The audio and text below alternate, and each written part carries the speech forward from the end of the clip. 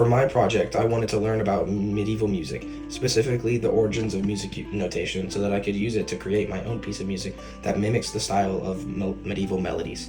To start off, I began researching the early forms of medieval music. I then built my outline and script based on my findings.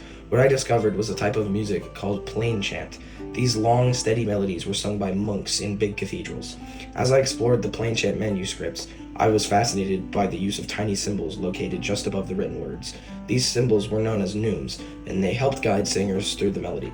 Over time, musicians would utilize neumes more consistently, making it possible to share their music. These musical symbols built the foundation of modern-day music and the use of musical notes. As time went on, musicians became more creative, adding additional lines of vocals or sounds. This newer style of written music was known as polyphony, and was the first documented example of staff notation. These musical discoveries helped guide me with creating my own medieval style melody. Although the music of this time began in religious settings, it soon traveled beyond the church walls. Troubadours and minstrels traveled from town to town, sharing songs about everyday life and adventures. I learned that medieval music was a reflection of how people lived, and in many ways became the starting point for the music as we know it today.